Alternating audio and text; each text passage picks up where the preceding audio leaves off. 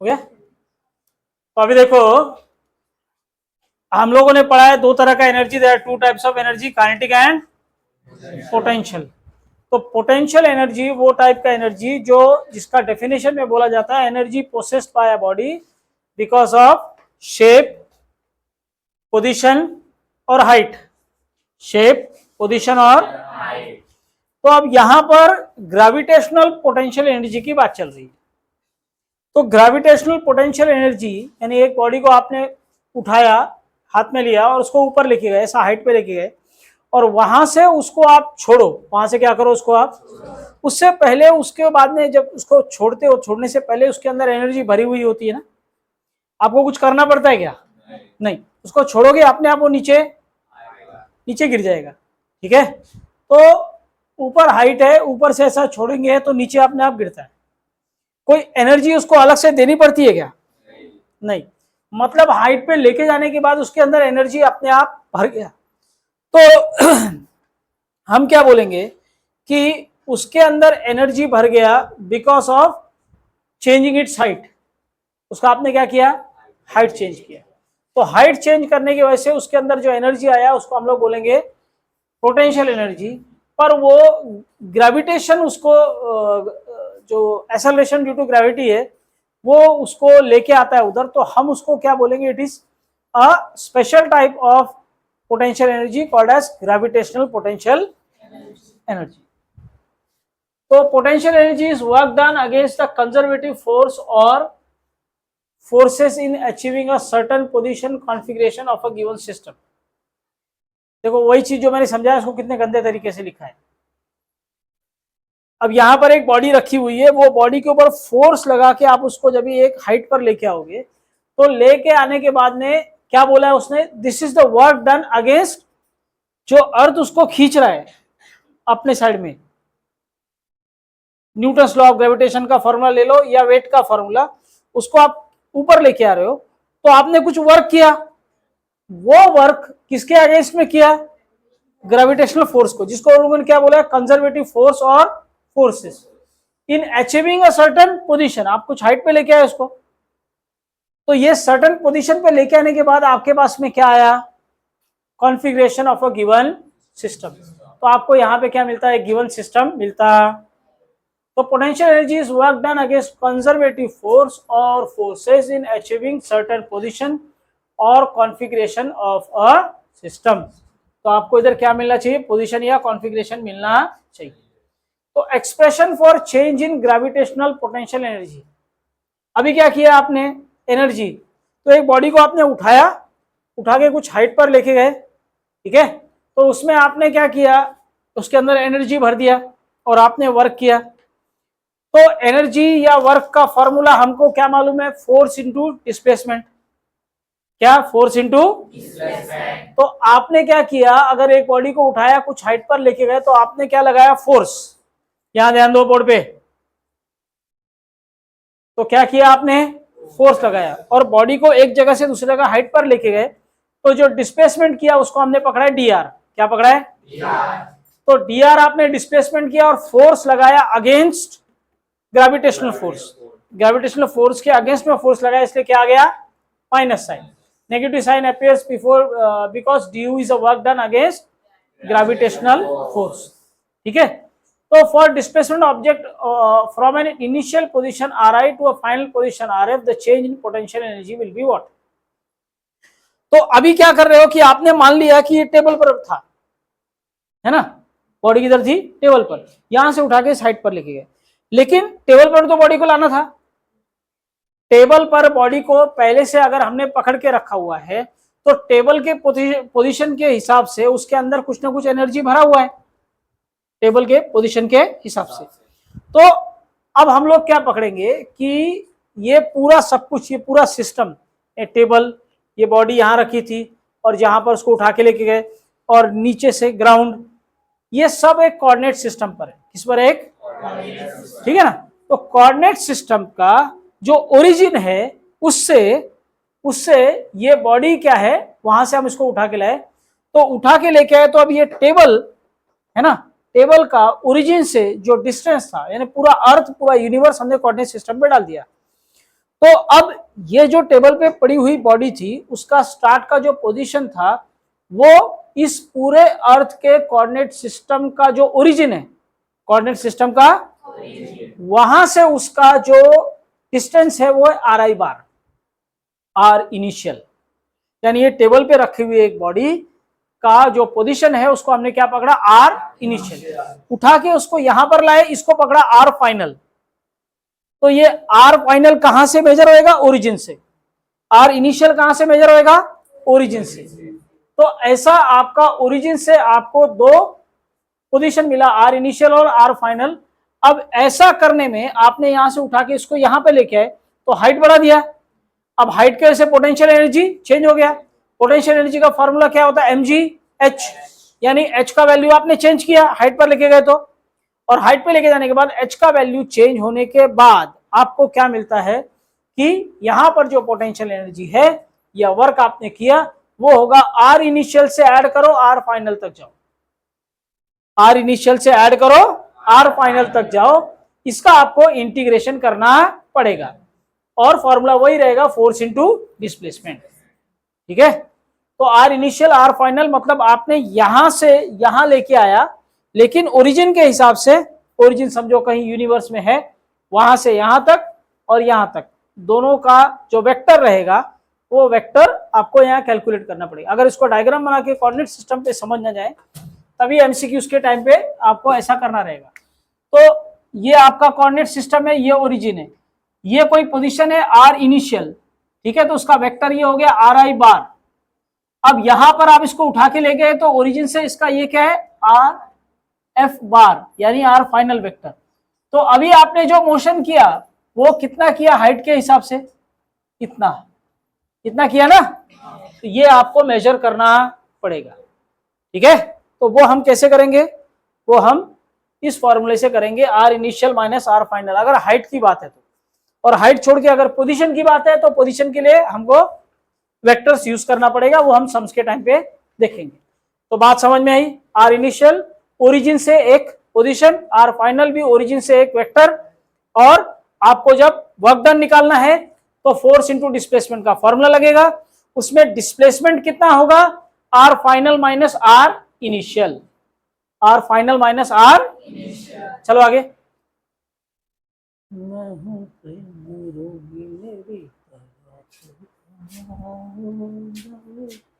अब यहां पर क्या किया है, वैल्यू सब्स्टिट्यूट किया है, फोर्स का value by Newton's law, F is equal to G M M upon R square, और आर कैप के लिए unit vector showing us the direction, R cap के unit vector showing us the direction. अब ये formula यहां पे डाल दिया, minus G M upon R square, पहले से इधर एक माइनस था तो माइनस माइनस क्या हो जाएगा, प्लस। अब ये माइनस क्यों आया, क्योंकि आप ग्रेविटेशनल फोर्स के ऑपोजिट में काम कर रहे हो, बॉल को, बॉडी को ऊपर लेके जा रहे हो, तो माइनस माइनस प्लस हो गया। अब इधर क्या आया, डी आर। तो अभी आप क्या करोगे, इसमें जितने कांस्टेंट है, यूनिवर्सल ग्रेविटेशनल कांस्टेंट ही कांस्टेंट है, mass of the earth constant है, बॉडी का मास क्या है, कांस्टेंट है, तो जी एम एम सब बाहर हो गया, जी एम एम क्या हो गया, बाहर हो गया। अब बचा के D R by R square, यानी बॉडी का पोजीशन ही चेंज हो रहा है, डिस्टेंस ही चेंज हो रहा है, तो यहाँ पे क्या है, आर स्क्वायर। अब इसका इंटीग्रेशन करेंगे, तो इंटीग्रेशन अभी आपको मैथ्स में शुरू नहीं हुआ है, थोड़ा बहुत जो फिजिक्स में हुआ है वही हुआ है। तो इसका इंटीग्रेशन मैं यहाँ पे करता हूं, आर इनिशियल और ये आर फाइनल, ठीक है, D R by R square. तो इसको आप क्या लिखोगे, R initial R final D R, ऊपर गया तो आर माइनस टू, मैथ्स में डिनोमिनेटर से न्यूमरेटर गया तो माइनस टू आ गया। अभी इंटीग्रेशन में बार बार मैंने आपको बताया एक formula X raise to N, अगर आप इसका इंटीग्रेशन कर रहे हो तो X raise to N plus one divide by N plus, clear है, ये फॉर्मूला है। तो अब इधर एक्स ये है, ऊपर एन कितना है, माइनस टू इधर है, तो अब इसका इंटीग्रेशन करोगे तो आपको क्या मिलेगा, R minus two plus one divide by minus two plus one initial final, ये लिमिट इधर ऐसे इंटीग्रेशन में आ जाती है। ठीक है, तो अब ये कितना हो जाएगा, R raise to minus one divide by minus हो, ठीक है, आर इनिशियल आर फाइनल। इसको आप लिख सकते हो 1/r माइनस में, ये माइनस ये रहा, ठीक है, और ये क्या हो गया 1/r। तो ये आपका वो आंसर है यहां तक, ठीक है, वहीं तक है ना वो, ये आर इनिशियल आर फाइनल लगा लो, ठीक है। अभी इसमें क्या करना होता है, इस स्टेप के बाद में आपको ये वैल्यू सब्स्टिट्यूट करना होता है, जहां से जहां तक आपको इंटीग्रेट करना है वो वैल्यू इसके अंदर सब्स्टिट्यूट करने का। तो वैल्यू सब्स्टिट्यूट करोगे तो क्या हो जाएगा, G M M -1/r final, बीच में हमेशा एक माइनस होता है, बीच में हमेशा क्या होता है, तो माइनस आएगा, लेकिन ये खुद भी माइनस में है, तो क्या आएगा 1/-r इनिशियल। देखो क्या करना है आपको, ये -1/r है, तो r के अंदर फाइनल की वैल्यू पहले सब्स्टिट्यूट करोगे, क्या करोगे, तो न्यूमरेटर पहले सब्स्टिट्यूट होता है, न्यूमरेटर वैसे का वैसा सब्स्टिट्यूट किया, फिर क्या आया इधर माइनस, फिर इधर क्या करोगे, यहां पे क्या डालोगे r, लेकिन माइनस साइन इसके अंदर है तो लेना पड़ेगा, और हमेशा यहां पर माइनस साइन बीच में रहता है। तो अब ये क्या हो जाएगा, G M M -1/r final, ये माइनस माइनस हो जाएगा प्लस, तो अभी प्लस साइन इधर लाया, माइनस साइन उधर ले गया, तो ये आएगा, देखो इधर इधर लाओ और ये इधर लेके जाओ, ये रिजल्ट आएगा, ठीक है, सेम है ना। तो अभी आपका इंटीग्रेशन नहीं हुआ है, इसलिए आप इतना लिख लो, क्योंकि आपको इंटीग्रेशन अभी मैथ्स में नहीं हुआ है, वरना फिर आपको ये बहुत सिंपल लगता था। फॉर्मूला आपका रेडी हो गया, ठीक है। अब यहां पर एक कंडीशन एज्यूम किया है कि आप किसी बॉडी को ऐसा, मतलब उसको कहीं से ऐसी जगह से उठा के ला रहे हो जिसको हमने इंफिनिटी पकड़ा है, बहुत दूर है बहुत, ठीक है, तो इंफिनिटी से लाओगे तो आर इनिशियल हो गया इंफिनिटी, और उसके बाद में किधर लेके आ रहे हो, on the surface of the अर्थ, कहां पे ला रहे हो, तो आपका ये क्या होगा, आर इनिशियल, ये यहां पर जो एनर्जी है वो आर इनिशियल यहां पे डालोगे, तो इंफिनिटी से कोई भी चीज डिवाइड करोगे तो 0 हो जाएगा, कितना हो जाएगा, तो उस बॉडी का एनर्जी जो इंफिनिटी से लेके आया आपने आपके पास में, उसका एनर्जी होगा वापस -gm/r। तो याद रखना है आपका ग्रेविटेशनल पोटेंशियल का फॉर्मूला, वैसे आगे आएगा तो ठीक है, आगे देखेंगे। तो अभी किसका फॉर्मूला मिला आपको, ग्रेविटेशनल पोटेंशियल एनर्जी, और ये ग्रेविटेशनल पोटेंशियल एनर्जी माइनस में है, किसमें है, माइनस में है, तो आपको याद रखना हमेशा बॉडी बंधी हुई है, किसको, अर्थ को, माइनस साइन है ना, माइनस साइन मतलब नेगेटिव है, नेगेटिव इसका मतलब बॉडी बंधी हुई अर्थ को है। कोई बॉडी को ऐसा उठा के फेंको नीचे आ जाती है ना, मतलब उसके पास कुछ तो एनर्जी की कमी है जिसके वजह से वो अर्थ को छोड़ के जा सकती नहीं है, इसलिए यहां पे क्या आता है, माइनस साइन, क्या आता है, आगे चलो।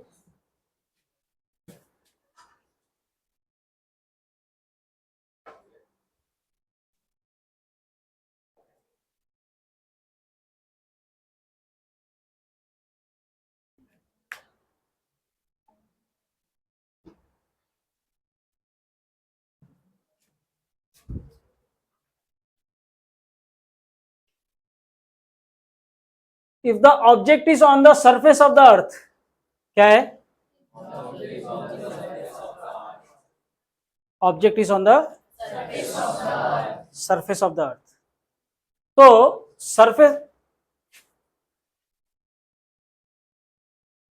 Object is on the surface of the earth, तो हमारा ये फॉर्मूला क्या हो जाएगा, फॉर्मूला हमको एनर्जी का मिला -gm/r, ठीक है। तो सरफेस ऑफ द अर्थ के लिए r is equal to capital R, radius of the earth, मतलब ये बॉडी किधर है, इधर है ना अर्थ के सरफेस पे, तो सेंटर से इसका distance radius of the earth, तो इधर क्या आएगा, कैपिटल R, तो फॉर्मूला हो गया -gm/R, ठीक है। अभी if the object is lifted to height h, तो ये क्या हो जाएगा, r + h, r + h। अब हमने जो फॉर्मूला अभी निकाला चेंज इन एनर्जी का, उसका फॉर्मूला है u final - u initial, change in energy हुआ ना, फाइनल पोजीशन उसकी u2, हाइट h पर, और यहां पर सरफेस ऑफ द अर्थ पर था, तो उसके हिसाब से फॉर्मूला लिया, तो क्या है माइनस gm अपॉन r। लेकिन अब इसमें से 1/r प्लस h इधर है माइनस में, और ये माइनस 1/r इधर है, लेकिन बीच में भी माइनस साइन है, ठीक है। तो हाइट की पोटेंशियल एनर्जी और ये सरफेस ऑफ द अर्थ की पोटेंशियल एनर्जी। बॉडी जितना सरफेस ऑफ द अर्थ से ऊपर जाएगा उतना एनर्जी कम हो जाएगा। क्या हो जाएगा? कम हो जाएगा। तो माइनस 1/r प्लस h और माइनस ऑफ माइनस 1/, क्लियर है? कोई डाउट है यहां तक किसी को? ठीक है, तो ये अब इसको मैथमेटिकली भी समझो। यहां पर आंसर किस में है? माइनस में, ठीक है, GMM अपॉन R, ठीक है। ये किस में है? माइनस में, ठीक है। अगर यहां माइनस नहीं होता तो R की वैल्यू अगर बढ़ाओगे, क्या करोगे? या समझो डिनोमिनेटर की वैल्यू बढ़ाओगे, माइनस साइन नहीं है, तो एनर्जी बढ़ जाएगी या कम हो जाएगी? कम हो जाएगी, बराबर? आई बात समझ में? लेकिन अब ये R प्लस H और बढ़ाया आपने तो एनर्जी और कम हो गई, यस और नो? लेकिन ये है किस में? माइनस में। तो हाइट बढ़ाने के बाद में एनर्जी कम होने की जगह क्या हो जाएगी? बढ़ जाएगी। यानी एक बॉडी जो अर्थ से जितना ऊपर ऊपर ऊपर ऊपर ऊपर जाएगी उसकी एनर्जी उतना बढ़ रही है। क्यों? क्योंकि माइनस में उसकी वैल्यू माइनस में है, और माइनस से किधर जा रही है? जीरो की तरफ। माइनस से किधर जा रही है? तो आपके पास दो नंबर है, -2 और -5, तो बड़ा नंबर कौन सा है? -2 ना। तो अब वो माइनस में कम होने का मतलब ये है कि वैल्यू क्या कर रहा भाई नीचे तू? क्या है? कुठे लक्ष है तुझे? तो आपका क्या बढ़ेगा? इधर एनर्जी बढ़ेगा। तो आपको इधर क्या मिला? GMM upon -1/r plus minus of -1/, तो ये क्या हो गया? प्लस r हो जाएगा। तो अभी बीच में एक स्टेप नहीं है तो उसको देख लेते हैं यहां पे। GMM अपॉन ये प्लस r हो गया, तो अभी क्या किया? इसको क्रॉस मल्टीप्लाई किया, तो ये प्लस r इधर गया और उधर क्या आएगा? -r, और ये उधर जाएगा तो r plus divide by r plus h। अभी -r प्लस r कैंसल हो गया, तो बचेगा क्या? खाली h, और नीचे r प्लस। अभी ये आपका इसके बाद में नेक्स्ट स्टेप में क्या किया? GMM H upon r plus h। तो ये फॉर्मूला आपको तब यूज करना है जब आपको बोलेंगे कि आपका एक सैटेलाइट अर्थ के अराउंड में 30 किलोमीटर पर गोल गोल घूम रहा था, वो उठकर 90 किलोमीटर हाइट पर चला गया, ठीक है। तो अब आपका ये क्या होगा? 30 किलोमीटर, ये होगा आपका 90 किलोमीटर। आई बात समझ में? तो ये फॉर्मूला आपका ऐसे केस में यूज होगा। ये प्लैनेट के लिए यूज हो सकता है, सैटेलाइट के लिए यूज हो सकता है, ऐसे कहीं पर भी यूज होगा। तो ये फॉर्मूला किसका है? Change in energy. ये फॉर्मूला किसका है? एनर्जी। याद रखो, जब आपको चेंज इन एनर्जी पूछेंगे तो आप ये फॉर्मूला यूज करोगे, जब आपको एनर्जी पूछेंगे तो फॉर्मूला ये वाला यूज करोगे। क्लियर है? कोई डाउट है किसी को? पक्का? तो this is energy, this is change in energy. आगे चलो। अब इसको एक अलग तरीके से लिखा है। वो कौन से तरीके से लिखा है? जो हमारा बचपन से हमने एनर्जी के बारे में पढ़ा है। बचपन से एनर्जी के बारे में क्या पढ़ा है? Potential energy mgh, potential energy.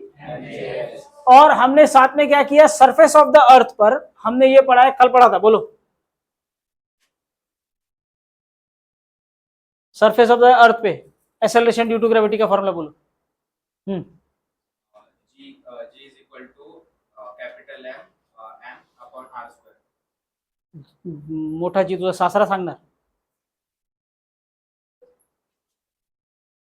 तो कल हमने पढ़ा सरफेस ऑफ द अर्थ पर एक्सेलरेशन ड्यू टू ग्रेविटी का फॉर्मूला जीएम अपॉन, बैठो, जीएम अपॉन आर स्क्वायर। तो आपको इधर क्या आएगा, कैपिटल जीएम क्या हो जाएगा, जी आर स्क्वायर। देखो इधर ये थोड़ा ओवरलैपिंग हुआ है, जीएम इज इक्वल टू, समझ में आई बात, यही लिखा है उधर, ये जी आर स्क्वायर उधर गया तो क्या आया, capital GM is equal to, ठीक है।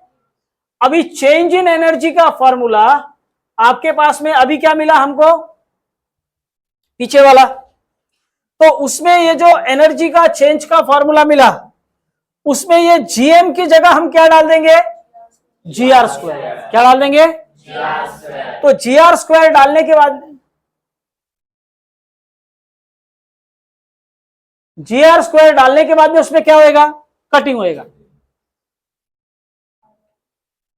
तो ये जी आर स्क्वायर उधर जाएगा और आपके बचेगा क्या, change in energy is MGH, R upon R plus, R upon R plus H delta U, ठीक है।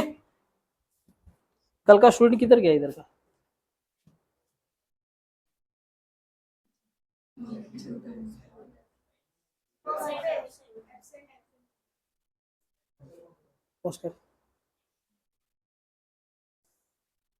देखो इधर भी, तो अब इधर क्या आएगा, इधर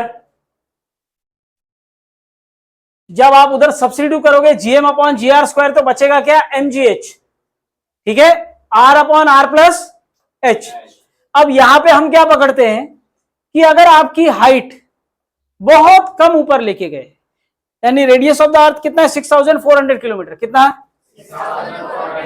तो 6400 किलोमीटर से इधर पहुंचे, तो ये जो हाइट है वो समझो 10 किलोमीटर है, 5 किलोमीटर है, 2 किलोमीटर, 1 किलोमीटर ऊपर लेके गए, ठीक है, कोई बॉडी को, तो वो हाइट बहुत ज्यादा, तो हम ऐसे केस में क्या पढ़ेंगे, R plus H is approximately equal to R. झाला का नाही अजून बोलून, तो वडिलांनी मला क्लिअर परमिशन दिली आहे, सर काय पण करा तुम्ही, आर प्लस एच। अभी कोई बोलेगा कि आपको कोई एक सामान है वो 99 रुपीज का है, तो आप क्या बोलोगे, 100 ही हो गया ना। तो आर प्लस एच में अगर एच 1 किलोमीटर ही है और आर 6400 किलोमीटर है, तो आप इसको क्या पकड़ोगे, R plus H is approximately R. In that case अगर ये आर हो गया पूरा, तो आर आर कैंसल, बचेगा क्या, तो अब आपको वही फॉर्मूला मिला जो आपने बचपन से पढ़ा है, ठीक है। बचपन से चेंज इन पोटेंशियल एनर्जी का फॉर्मूला जब बॉडी को उठा के आप ऊपर लेके जाते हो, तो फॉर्मूला कौन सा है, mgh, ठीक है।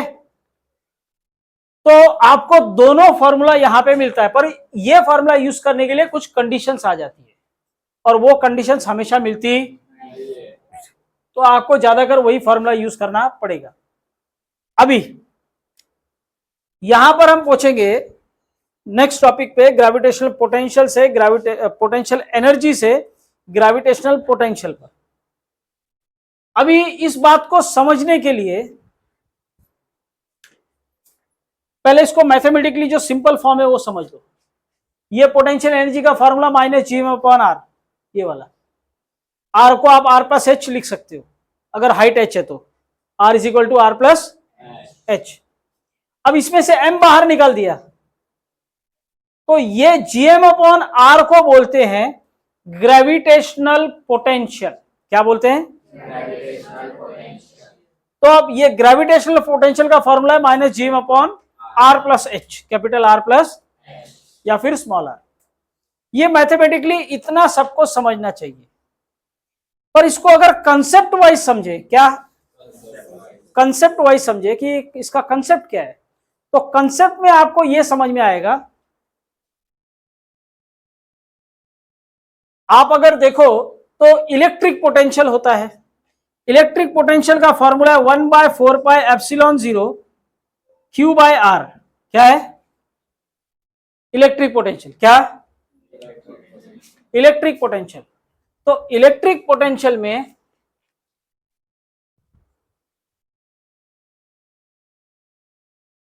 कोई भी मैसेज चेक नहीं करेगा बीच में। तो 1/4πε0 Q बाय R, ये इलेक्ट्रिक पोटेंशियल का फॉर्मूला है और इसमें ये कांस्टेंट है। क्या है ये? कांस्टेंट। ठीक है, और ये R भी इस पे लेना पड़ेगा। अब इसको कंपेयर करो इस फॉर्मूले से। कहीं पर भी आप पोटेंशियल कंपेयर करते हो, पोटेंशियल, तो आपको मिलेगा कि कोई भी चीज के वजह से जो पोटेंशियल आता है, ये जिसको समझेगा ठीक है, नहीं समझेगा तो थोड़ा छोड़ सकता है, ये सिर्फ एंट्रेंस का पार्ट है। कहीं पर भी पोटेंशियल जब आता है तो वो पोटेंशियल आता है कोई एक चीज के वजह से। तो अगर ग्रेविटेशनल पोटेंशियल आता है तो मास के वजह से आता है। किसके वजह से आता है?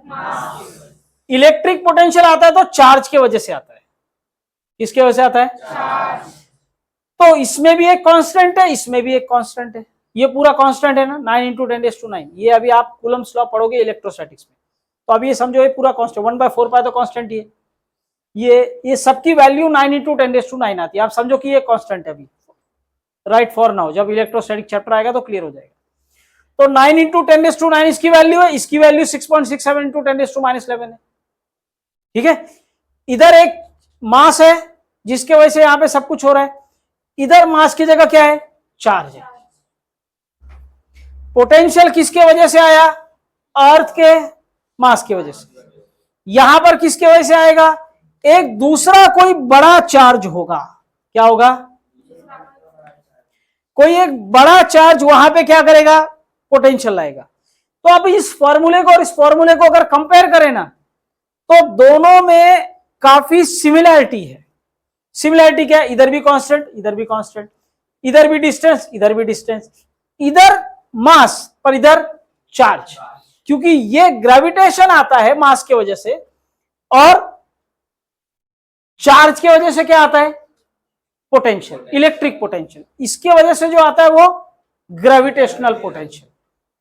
तो ऐसे ही आप पढ़ोगे मैग्नेटिक पोटेंशियल। तो सबके फॉर्मूले एक जैसे होते हैं क्योंकि सबके कंसेप्ट बेसिक एक जैसे होते हैं। खेलना बंद करो, यहां ध्यान दो। तो ये सब एक जैसे होते हैं। आई बात समझ में?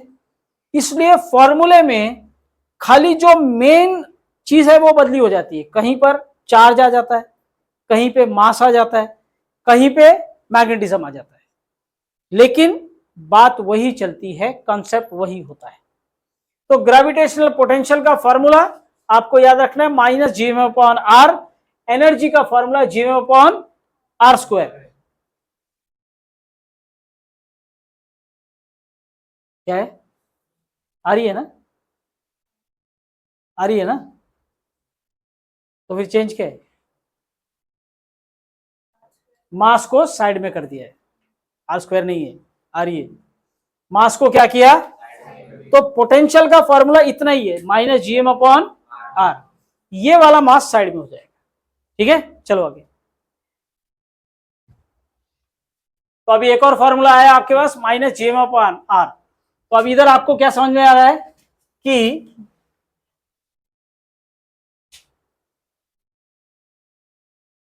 आपको ग्रेविटेशनल पोटेंशियल अगर निकालना है तो मास से डिवाइड करना पड़ेगा। किसको? एनर्जी को।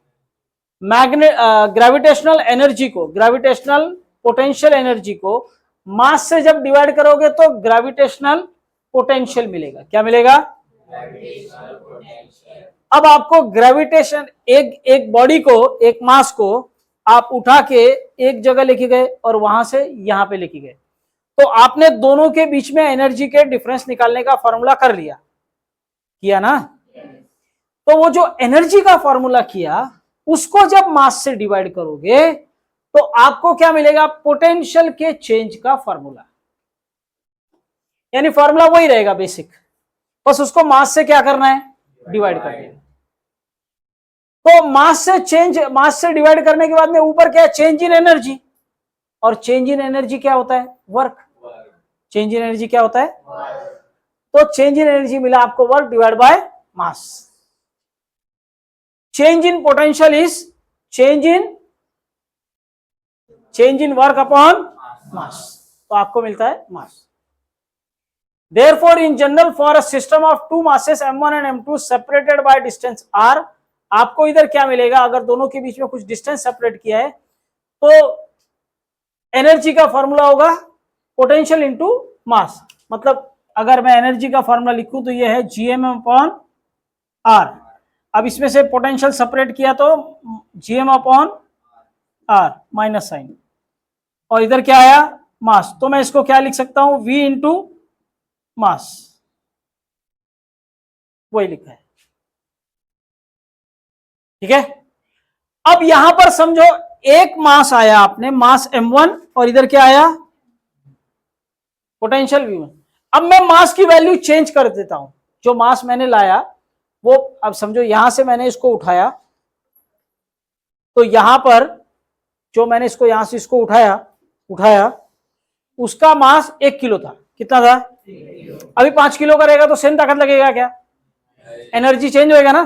तो 5 किलो वाले को इधर से इधर उठाया तो वैल्यू क्या हो जाएगी? तो अगर आपने मास चेंज कर दिया, m2 कर दिया मास को, तो पोटेंशियल भी क्या हो जाएगा चेंज होके v2, तो v2 उल्टा कर दिया। ठीक है, तो आपका मास और पोटेंशियल अगर एक चेंज होता है तो दूसरा भी चेंज हो जाएगा। ठीक है, आई बात समझ में? तो v1 and v2 are the gravitational potentials at r due to mass m1 and m2।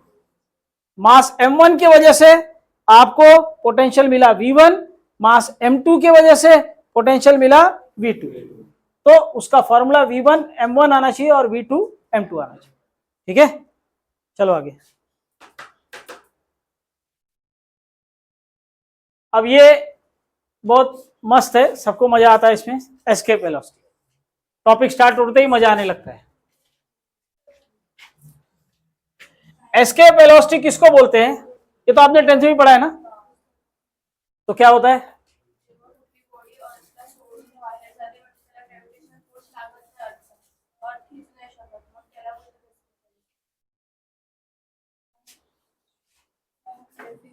एकदम इंपॉर्टेंट चीज को गायब कर देते हैं।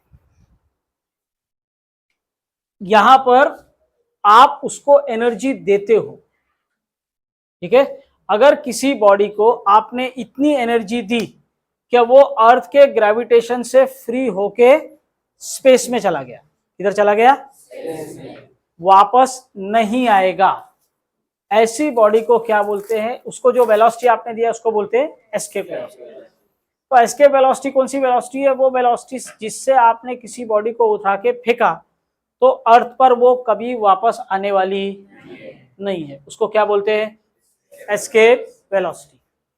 तो अभी एक बॉडी है जिसको कितने एनर्जी से बांध के रखा है? Minus gm upon r, minus में रहता है तभी बंधा हुआ है।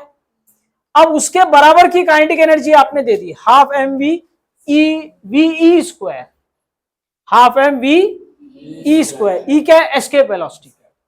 एस्केप वेलोसिटी उतनी वेलोसिटी थी कि वो अर्थ से आगे, चलो आगे, अर्थ के ग्रेविटेशन से क्या होगा? फ्री हो जाएगा और स्पेस में जाके गुम हो जाएगा। तो वो वेलोसिटी क्या का फॉर्मूला क्या निकलेगा? इज इक्वल टू 0 कैसे आया? कि वो स्पेस में चला गया तो इन्फिनिट हो गया, तो इन्फिनिट में गया तो यहां पर आपने क्या लिया? इंफिनिटी। इंफिनिटी से किसी भी नंबर को डिवाइड करोगे आंसर क्या आएगा? तो आपको क्या मिलेगा? Half mv e square minus gm upon r is equal to 0। अब इसको उधर भेजोगे तो स्मॉल m और 2 उधर भेज दिया तो आपके पास v कितना आएगा? इन रूट 2 gm अपॉन, एक और फॉर्मूला एस्केप वेलोसिटी का। तो एस्केप वेलोसिटी का फॉर्मूला क्या है? 2 gm अपॉन r। यानी इस वेलोसिटी से बॉडी को अगर फेंकोगे तो बॉडी कभी भी वापस आने वाली नहीं। अब इस फॉर्मूले को अगर ध्यान से देखें तो कैपिटल G है, इसका वैल्यू फिक्स है 6.67 इंटू 10⁻⁻11। m क्या है? मास ऑफ द अर्थ, इसका वैल्यू भी फिक्स है 5.98 into 10⁻24 kg। Radius of the अर्थ वो भी फिक्स है 6.4 इंटू 10⁻6 मीटर, बराबर है। यानी इसके अंदर एक बार वैल्यू डाल के आपने आंसर निकाला तो जो वैल्यू निकलता है वो वैल्यू है 11.2 किलोमीटर पर सेकेंड। क्या? 11.2 किलोमीटर पर। अगर 11.2 किलोमीटर पर सेकेंड से आप 1 किलो की बॉडी को फेंको या 50 किलो की बॉडी को भेजो, इसमें स्मॉल एम है क्या? स्मॉल एम नहीं है ना, मतलब मास ऑफ द बॉडी। अगर आपने 1 किलो का बॉडी है, 50 किलो का बॉडी है या 500 किलो का बॉडी है, उसको उठा के 11.2 किलोमीटर पर सेकेंड से फेंका तो बॉडी कभी वापस नहीं आएगी।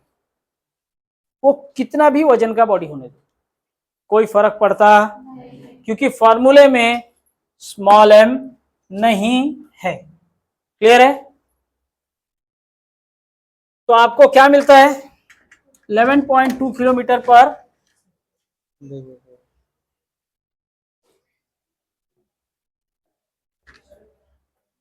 साइड में 11.2 किलोमीटर पर। क्लियर है? कोई डाउट है किसी को? कौन बात कर रहा है? मागे काय तूच बात कर रहे होय, तूच आहे, तुम दोनों। आर्यन आणि हे प्रसाद, समझ में आया बात? समझ में आया क्या? चलो, तो भीम ने 11.2 किलोमीटर पर सेकंड से हाथी को फेंका रहेगा, वो हाथी वापस नहीं आया अभी तक। देखो इधर,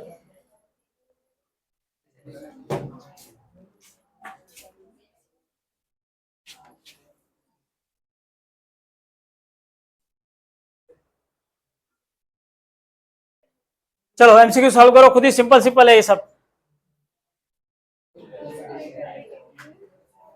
एनर्जी को मास से डिवाइड किया, एनर्जी को क्या किया? मास से डिवाइड, तो वो पोटेंशियल बन गया। क्या बन गया? पोटेंशियल। तो energy divide by mass, potential. Escape velocity of a particle of mass M varies as, तो एस्केप वेलोसिटी का फॉर्मूला क्या? जी कौन सा? M, capital M. Small M body का मास नहीं है ना उसमें, तो क्या आएगा? m raise to 0। और escape velocity of any body is 11.2 kilometre per. चलो जाते आगे।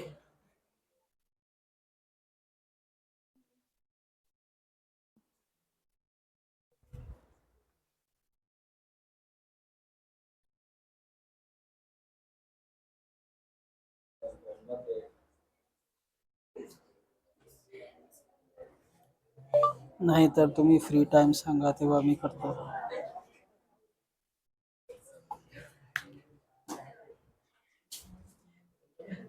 अब ये क्या है? अब यहां से थियरी है, रट्टा मारो। अलग अलग type of satellite. An object which revolves in an orbit around a planet is called as. एक प्लैनेट जो है वो अर्थ के अराउंड में गोल गोल घूम रहा है, क्या कर रहा है? तो ऐसे घूमते हुए ऐसे ऑब्जेक्ट को क्या बोलते हैं? सैटेलाइट। एक नेचुरल सैटेलाइट होता है और एक आर्टिफिशियल सैटेलाइट होता है।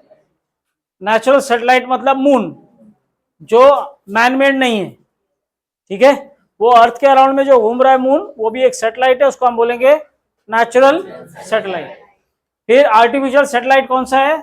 ये जो हम अर्थ से छोड़ते हैं, तो ये INSAT, इंडियन सैटेलाइट, ठीक है। तो ऐसा इसके सब फुल फॉर्म वगैरह सब आगे मिलेंगे आपको, वो रट्टा मारने वाले टॉपिक है। अब इसमें टाइप्स ऑफ सैटेलाइट, तो इसमें आया सबसे पहले जियो स्टेशनरी सैटेलाइट। जियो स्टेशनरी सैटेलाइट किसको बोलते हैं? जियो stands for word earth.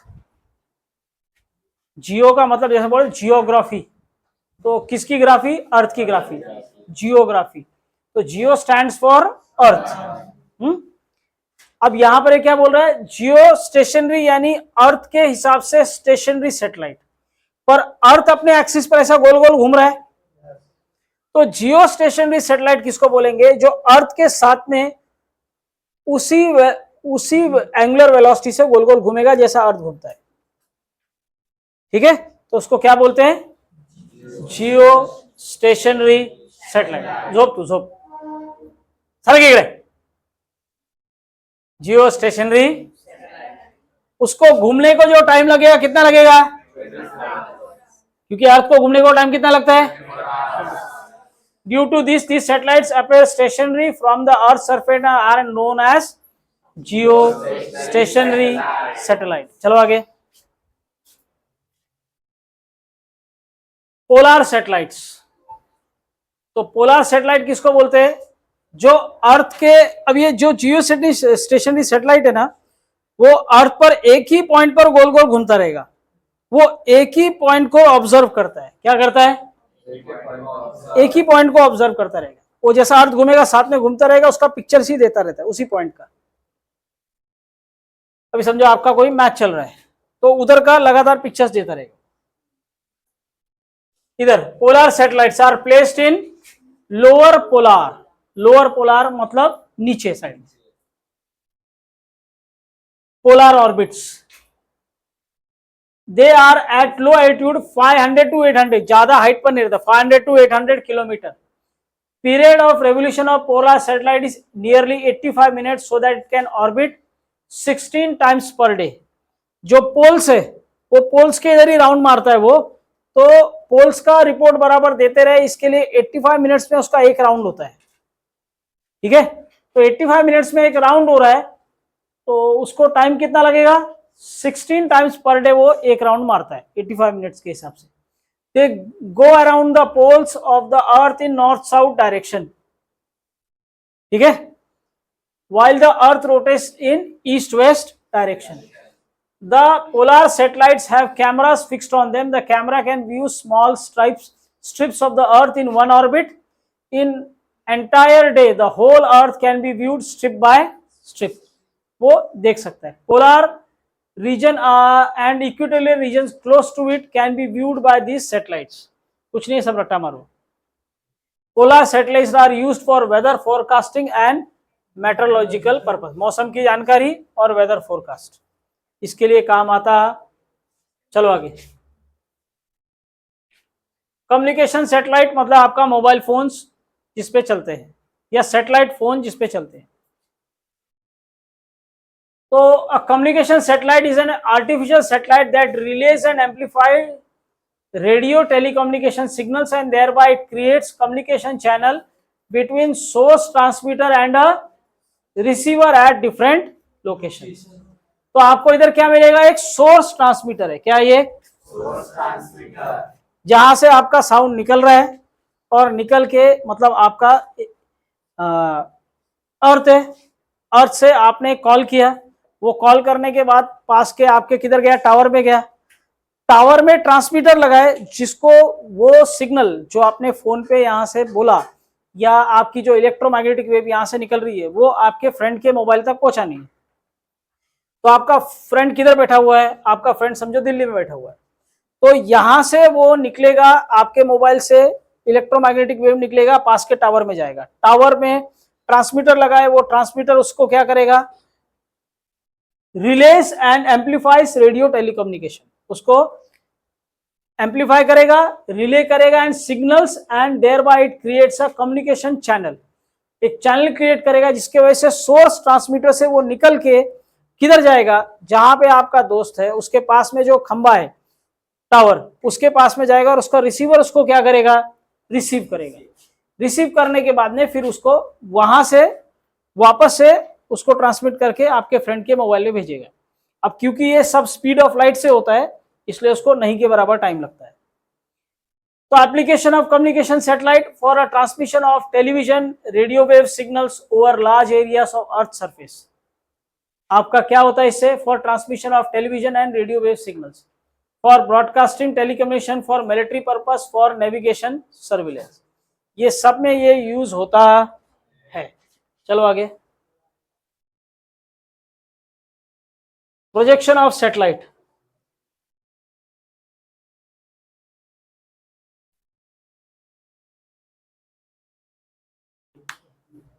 Need for minimum, अब यहां से क्या करना है आपको, प्रोजेक्शन करना है. क्या करना है, अब यहाँ पर सैटेलाइट को अगर अर्थ से आपको भेजने का है तो प्रोजेक्शन को स्टडी करने का है। प्रोजेक्शन स्टडी करने के लिए क्या करोगे, 2 स्टेज, एक स्टेज होता है, 2 स्टेज में सैटेलाइट अपने जगह पे पहुंचता है।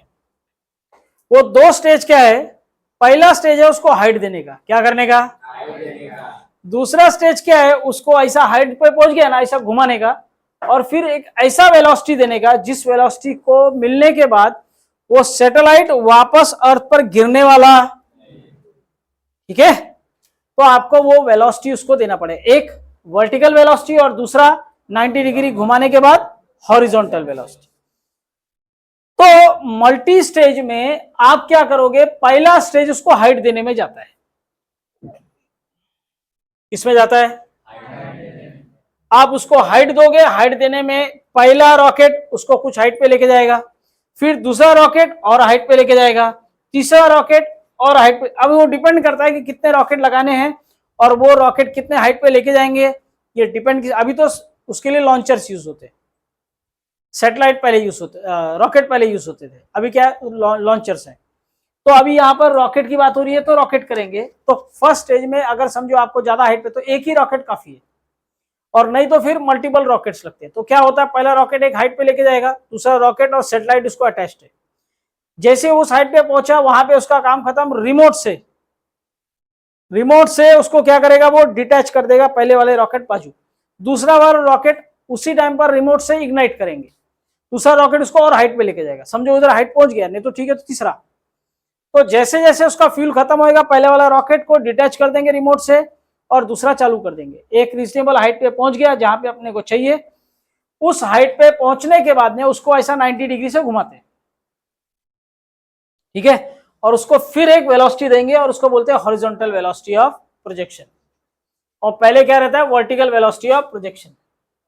तो अब ऐसे अलग अलग वेलोसिटी जो आप उसको दोगे, हॉरिजॉन्टल वेलोसिटी, आपने हॉरिजॉन्टल वेलोसिटी कितनी दी है, क्या की है, हॉरिजॉन्टल वेलोसिटी कितनी दोगे, इस पर डिसाइड होगा कि वो कैसा घूमने वाला है, गोल गोल घूमेगा, पैराबोलिक ऑर्बिट में घूमेगा, या इलिप्टिकल ऑर्बिट में घूमेगा, या एस्केप वेलोसिटी मिलेगी और अर्थ के ग्रेविटेशन से छूट जाएगा। ये सब किस पे डिपेंड करता है, आपने उसको हॉरिजॉन्टल वेलोसिटी कितना दिया। चलो आगे,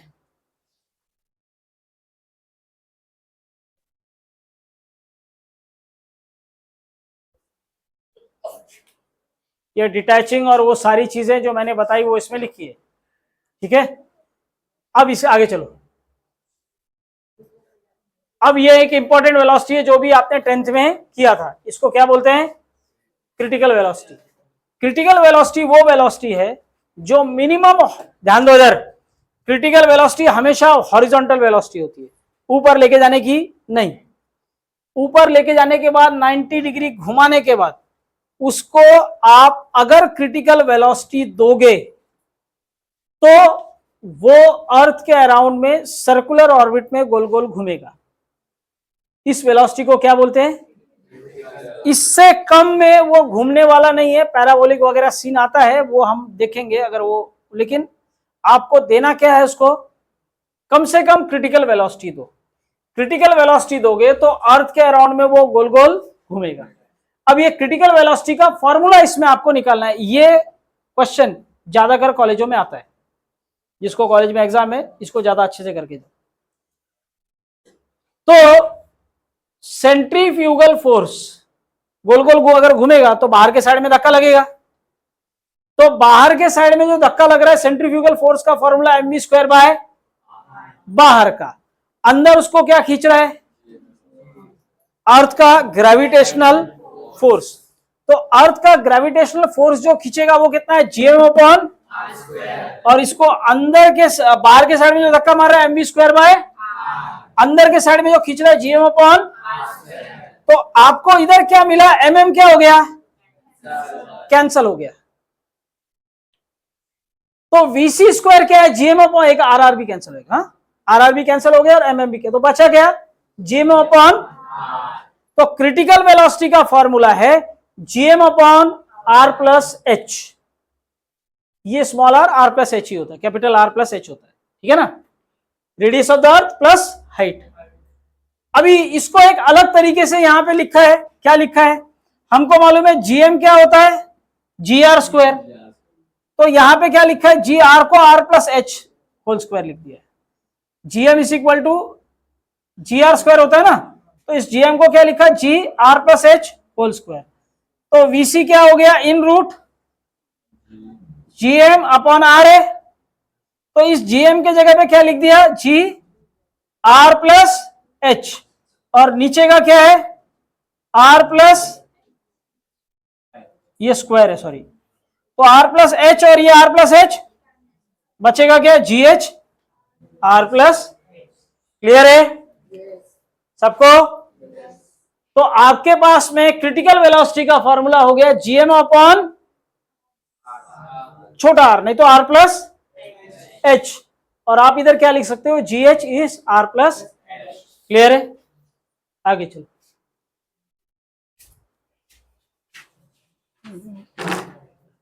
अब इसमें एक स्पेशल केस लिया है,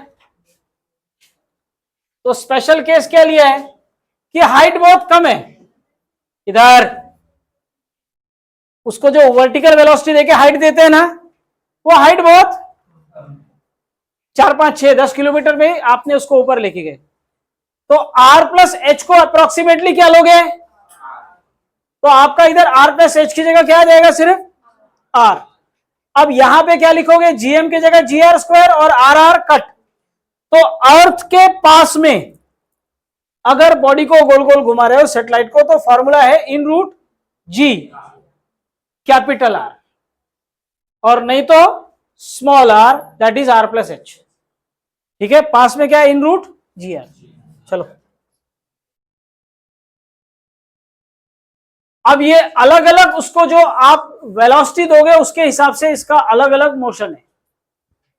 ठीक है, क्या करोगे, जो आप इसको अलग अलग वेलोसिटी दोगे, कौन सी वेलोसिटी, हॉरिजॉन्टल वेलोसिटी, तो हॉरिजॉन्टल वेलोसिटी में आप क्रिटिकल वेलोसिटी दे सकते हो। क्रिटिकल वेलोसिटी से ज्यादा दिया या कम दिया तो क्या होगा, अच्छा ज्यादा दिया तो एस्केप वेलोसिटी से कम दिया तो क्या होगा, या एस्केप वेलोसिटी से ज्यादा दे दिया तो क्या होगा, ये सबका यहां पर लिखा हुआ है कि क्या होता है। ये डायग्राम थोड़ा जूम करो,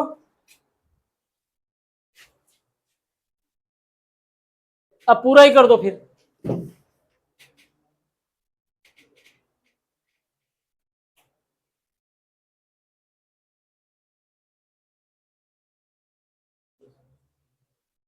अब ये आपका अर्थ है, क्या ये, ठीक है, अर्थ से इस सैटेलाइट को उठा के आप किधर ले गए, वर्टिकल वेलोसिटी से इधर, यहां पे आपने इसको ऐसा 90 डिग्री से घुमा दिया, यहां पर आप दोगे हॉरिजॉन्टल वेलोसिटी ऑफ प्रोजेक्शन, क्या दोगे,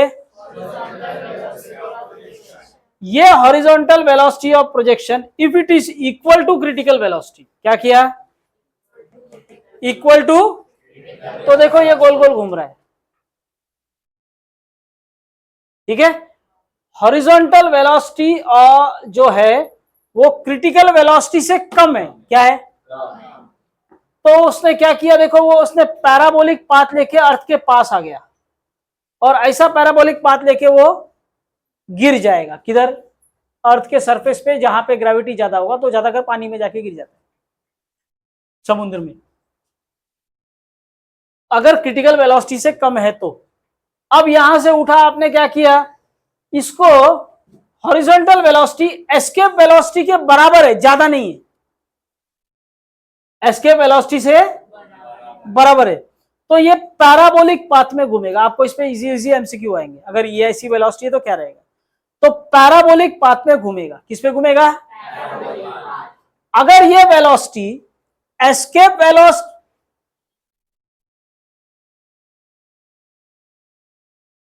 एस्केप वेलोसिटी से ज्यादा है तो वो हाइपरबोलिक पाथ में जाएगा, यानी हाइपरबोला बना के अर्थ के सरफेस से फ्री होगा।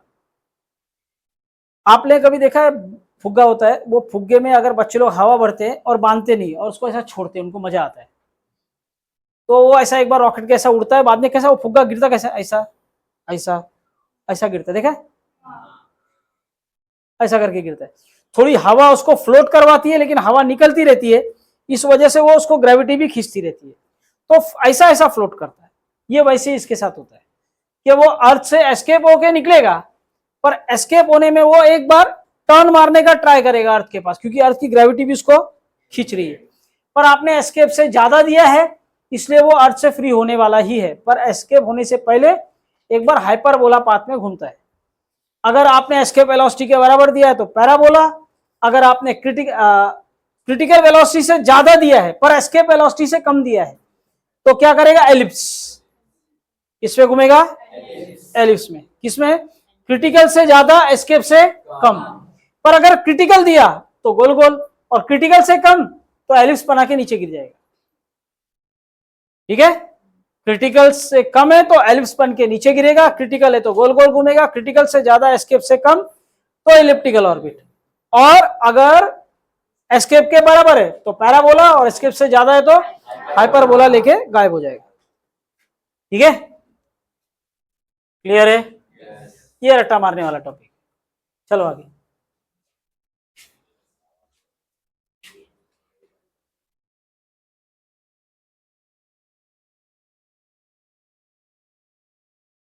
चलो चलो, हो गया।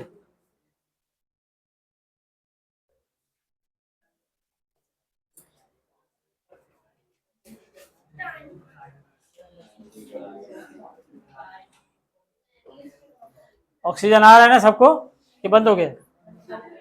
बंद हो गया, ठीक है।